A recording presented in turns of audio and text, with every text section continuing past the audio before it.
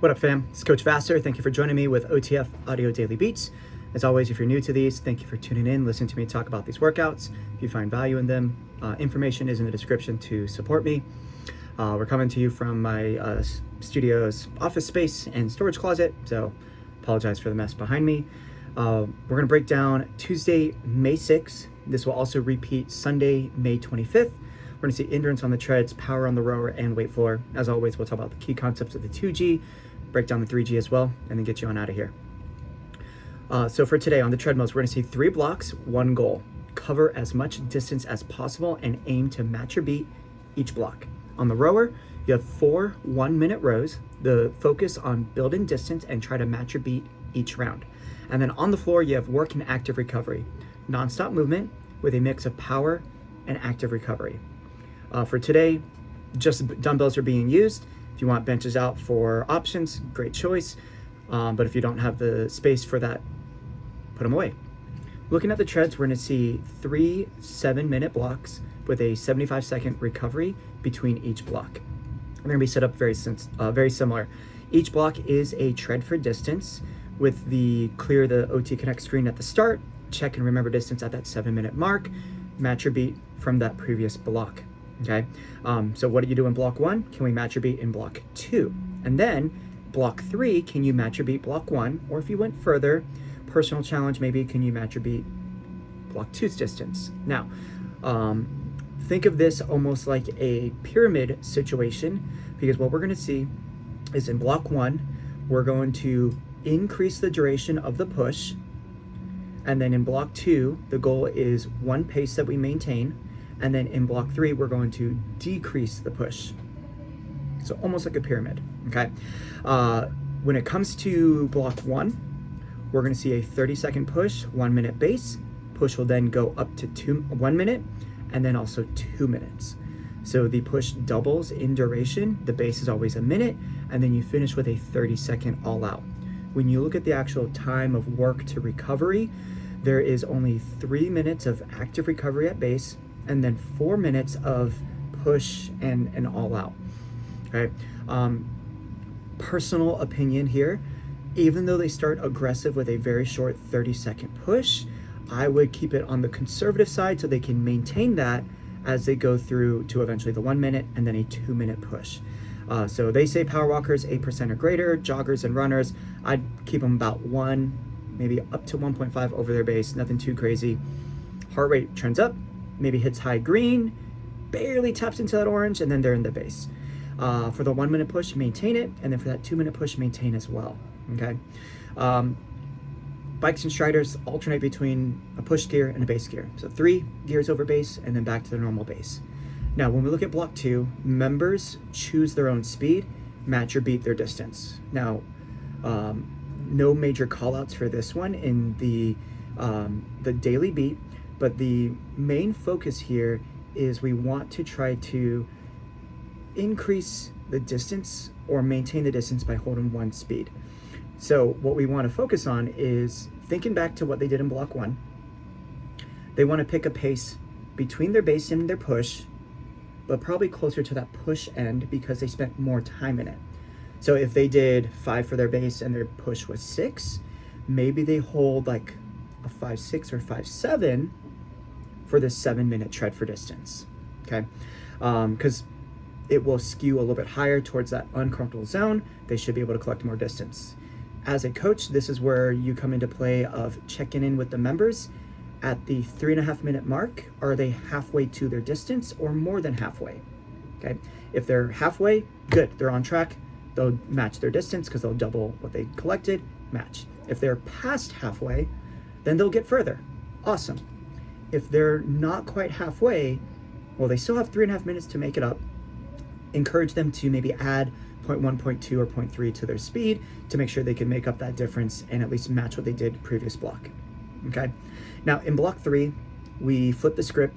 We're going to start with a 2-minute push, 1-minute base. Then the push will go to 1 minute base and then 30-second push. Because we are taken away from that push, this is an opportunity for people to increase the intensities if it wasn't too bad the first time. So if they do increase their pushes, they will cover more distance and they will beat their distance from the previous block. Yay.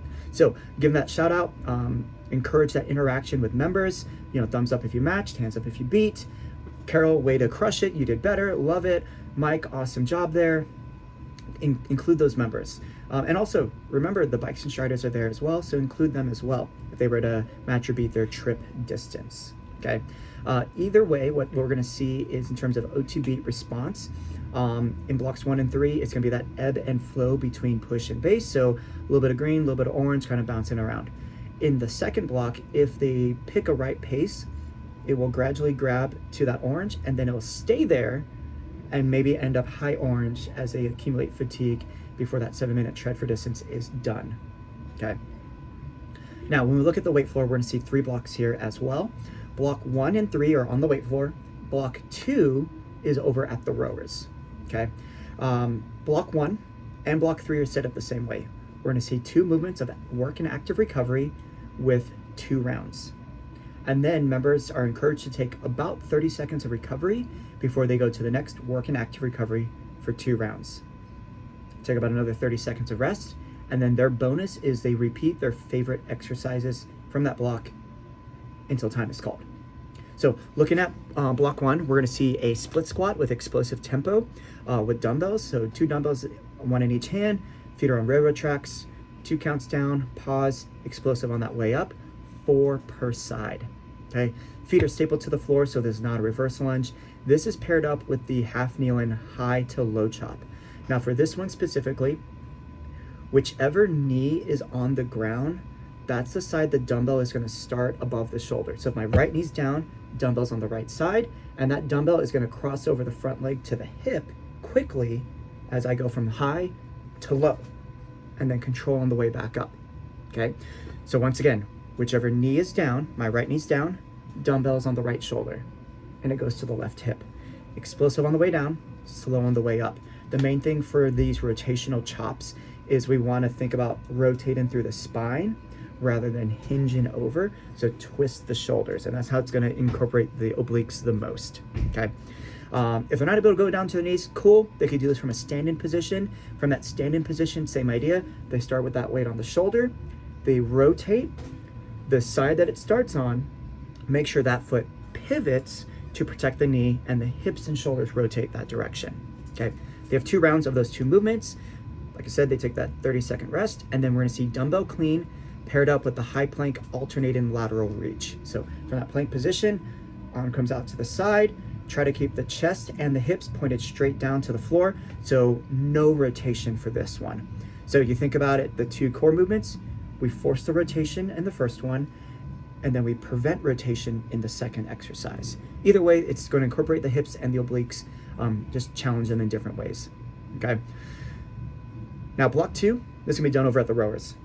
It's going to be timed up in a way with the treads because they have that 7-minute tread for distance.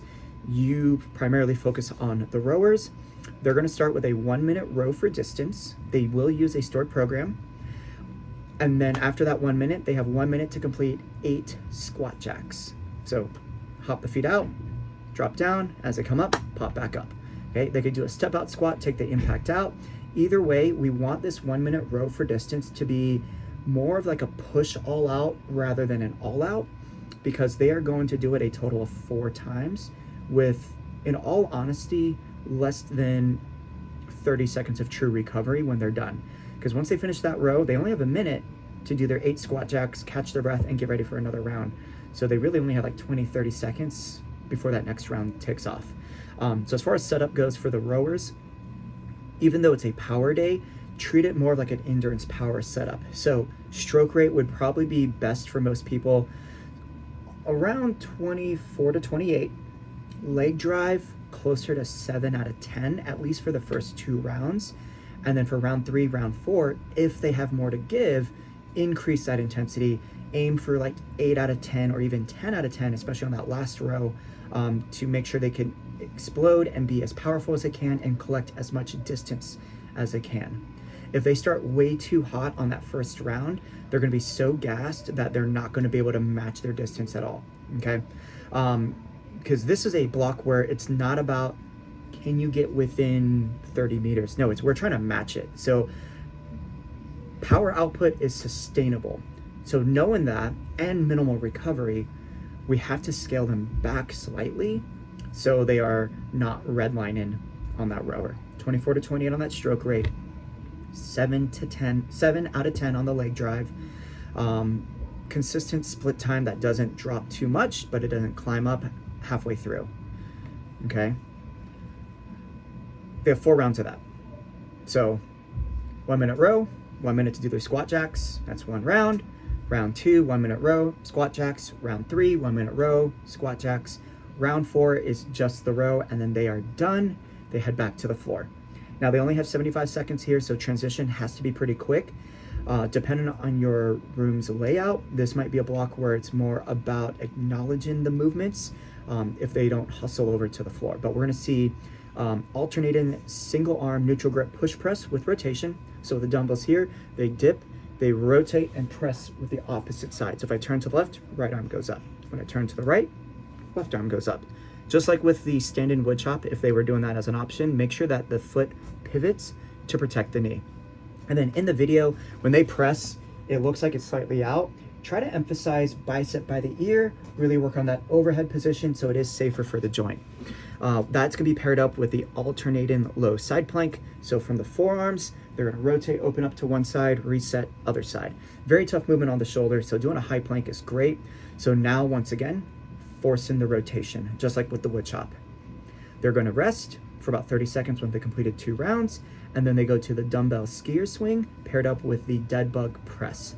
As I mentioned in previous videos with the dead bug press, I love using the kneel pad, placing it on their thighs. You could also tell them like, hey, push your hands together. You feel that pressure? That is what your hand has to do to your thigh as you do this movement. But with that mat, you have that tactile feedback where they're pressing into the mat, and as they extend out, we don't want the mat to drop. So one, they make sure that they do it correctly. Same side, same leg extends out, but also as they push into that thigh and their hand into the pad, if you're nearby, you could test them to see if they have that feedback by trying to pull the mat out. Because if they're not pushing in, you'll be able to pull that mat. The finisher is gonna be 30 seconds of dumbbell cleans for the final 30. Same bonus as repeat the favorite exercises from this block until the finisher. Now, when we look at the 3G, 2 blocks on the treads, 2 blocks on the rowers, 2 blocks on the weight floor. Treadmills, it's gonna be 6.5 minutes, 90-second walk recovery, and then another 6.5 minute block. On the tread side, just like before, they'll clear up the screen and tread for distance. Block 1, just like in the 2G, we're gonna see 3 rounds of a push-based combo. The only difference here is instead of a 2-minute push, it's a 90-second push. So 30, push, 1 minute base, 1 minute push, 1 minute base, 90 push, 1 minute base, and then a 30-second all out. Same idea though, there's now 3.5 minutes of work, 3 minutes of active recovery. So if they want to hold one speed, they still want to pick a speed closer to their push to maintain for block 2, because block 2 is a 6-minute tread for distance into a 30-second all out, 6.5 minutes. Halfway point is going to be 3 minutes and 15. So at that point, hey, are you slightly behind? Are you halfway to your distance? Are you past that halfway point? Get those adjustments, okay? For the rowers, in block 1, we're going to see a 200-meter all-out row, rest, and then alternate and jump lunge with a hop for 8 reps, and then rest. And they're just going to repeat that. The goal here is to match or beat their time on each round. So definitely use stored programs, get that exact time. Over time, their average watts should stay consistent or increase, okay? By using average watts, it's a good indication because they could see what they did last time. If your average watts was 130, well, when on this next row, your watts has to be 130 or higher on every stroke because that will improve your average, okay? Block 2 is set up just like the row block from the 2G. The only difference now is instead of that 1 minute row for distance at the very end, it's now just 30 seconds. But otherwise, exactly the same. 1 minute row for distance, 1 minute to do 8 squat jacks, 3 sets of that, and then a bonus 30-second all-out row. With the all-out row, encourage them to get at least half or more than half of their 1 minute row for distance. Weight floor, this is the 2 blocks. So block 1 on the 3G is block 1 of the 2G, split squat, high to low chop, clean, high plank lateral reach, and then block 2 is the 3rd block. So push press with rotation, low side plank, skier swing, and the dead bug press with the clean as the finisher. There you go. As always, any comments, any feedback, please let me know. Thank you so much for listening to me ramble about these workouts. Appreciate all of you who have sent me some support, but also your feedbacks and criticisms, because that's what makes me better and give you better experience. Coach it down.